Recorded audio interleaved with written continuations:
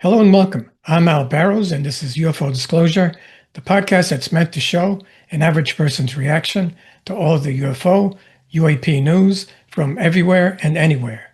Today, I'd like to talk about something that went viral on June the 12th. During an interview on News Nation, U.S. Army Secretary Dan Driscoll claimed that he had spoken the day before to an astronaut who's a soldier on the moon. Had he just revealed what's really going on the moon? Or had he just misspoken? Okay, so this interview occurred on June the 12th, Thursday, and it's an interview with Dan Driscoll, the U.S. Army Secretary, and it occurred on Fox News. He had a slip of the tongue, and he actually reveals that we have soldiers as astronauts on the moon. I'm going to start the interview about 15 seconds before he makes that comment, and he's bragging about all the improvements that they've made to the Army. Believe is this will continue the strength in recruiting and retention that we have as young Americans across the country get to see all of the amazing things that the Army has done, whether it's helping with floods in North Carolina or wildfires in California, or we talked to an astronaut yesterday who's on the moon, who's a soldier. Did you guys catch that? He just said that they spoke to an astronaut on the moon who's a soldier yesterday. I'm going to play it one more time, maybe even a couple of times, because it's hard to believe that he had such a slip of the tongue. All of the amazing things that the Army has done, whether it's helping with floods in North Carolina or wildfires in California, or we talked to an astronaut yesterday who's on the moon, who's a soldier. One more time, just to be sure that we're hearing him correctly. He's claiming that we have astronauts that are soldiers on the moon, which implies that we may have bases on the moon. One last time. Stay with me. All of the amazing things that the Army has done, whether it's helping with floods in North Carolina or wildfires in California, or we talked to an astronaut yesterday who's on the moon, who's a soldier. That occurred on Fox News. That was U.S. Army Secretary Dan Driscoll, who said, quote, "We talked to an astronaut yesterday who's on the moon, who's a soldier," end quote. And that occurred at the 4-minute mark. He was really trending when it came out this past Thursday, June the 12th. It was a slip of the tongue that I'm sure that he'll probably pay for. And we know that officially we haven't been to the moon since 1972. So this is really surprising to hear him say that. Soon after that went viral, this was posted on the subreddit Our Aliens Are Here. Quantity-IT said, "Dan Driscoll is an idiot. He stated yesterday that we had an astronaut that is a soldier on the moon during the Fox News interview. He was actually referring to an astronaut on the ISS, not the moon." And I'll just play a little bit of this clip. Hey, Space Control, this is Secretary Driscoll. How are you? Secretary Driscoll, it's an honor to talk to you. I have you loud and clear. We're doing great up here on the International Space Station. It's nice to meet you. Sir, it is very nice to meet you as well. Thank you for your service to the Army and for all of our soldiers out there celebrating our 250th birthday of our incredible United States Army. Thank you for your service.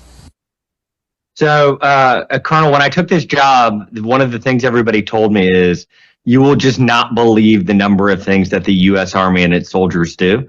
And nearly every day I have been surprised at something new, but you have absolutely taken the cake for having the coolest and most unique job of any soldier that I've talked to so far.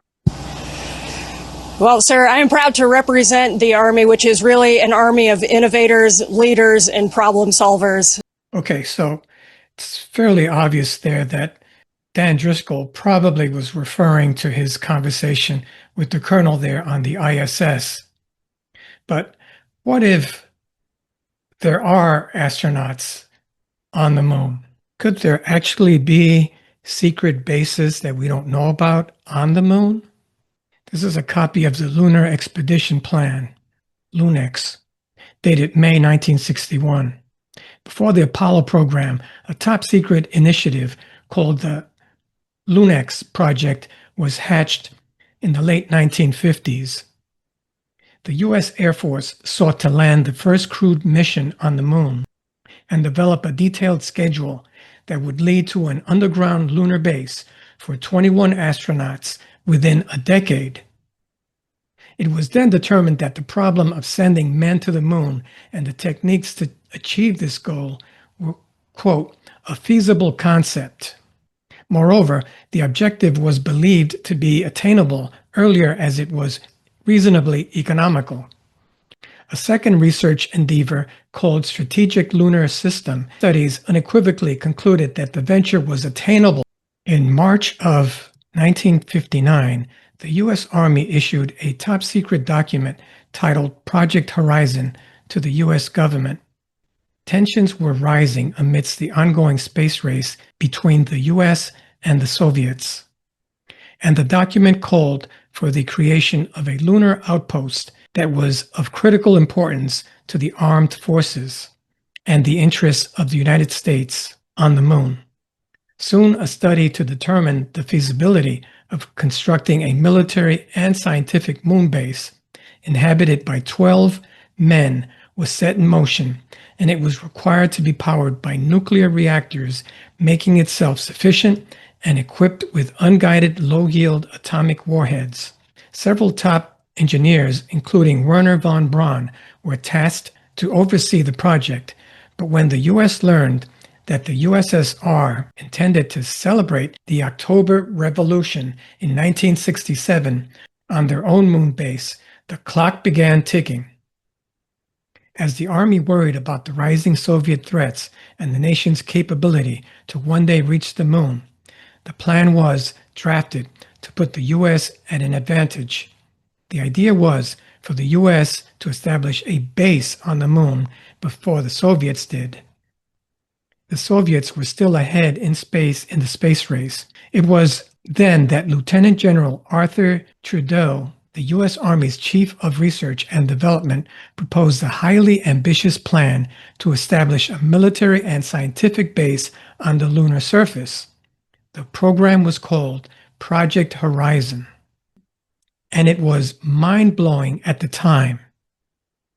The idea was beyond reasonable, putting not just a man in space, but an entire team of 12 to operate a top-secret base on the moon was considered madness, but many believed it was attainable, if not easy.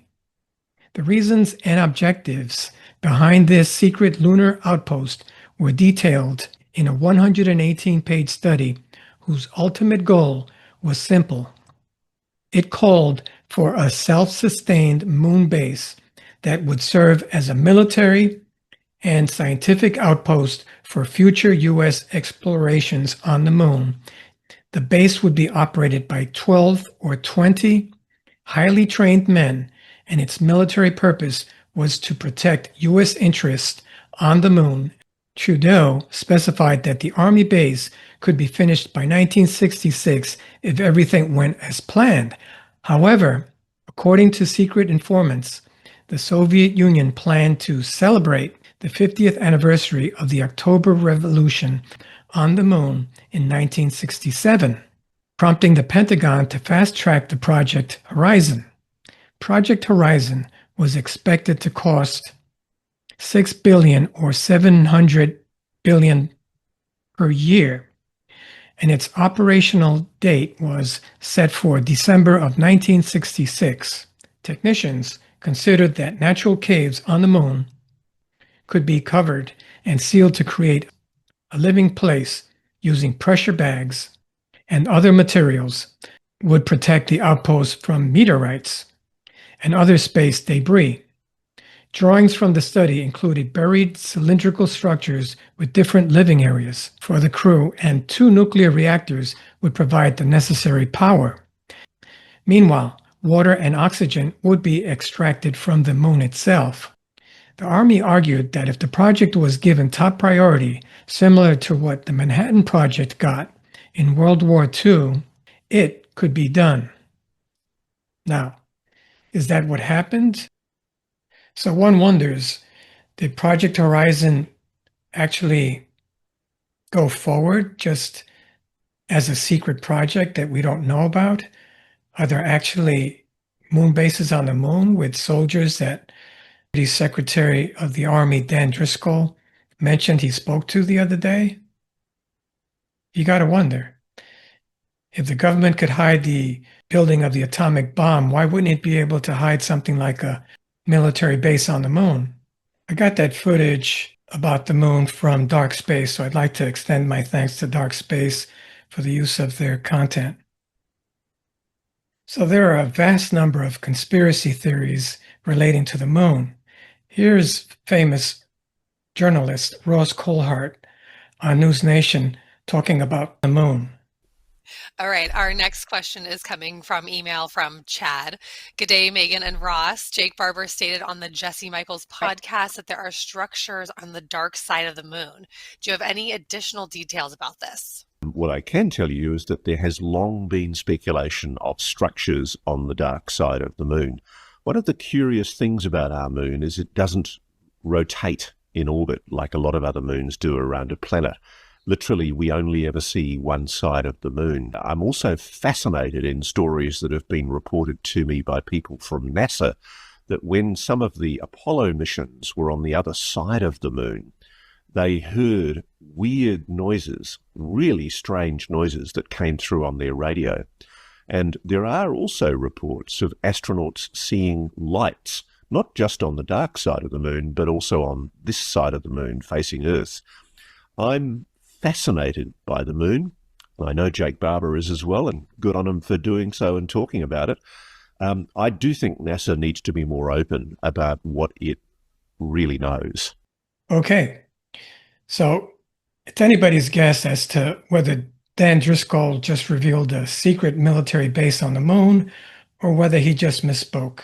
Chances are that he probably misspoke, judging from that post with him talking to the colonel on the ISS station. But there's always a possibility that the government could be hiding a secret Project Horizon program and has had a military base on the moon all these years. My name is Al Barrows. This has been UFO Disclosure. Please remember to like, share, and subscribe. Thanks.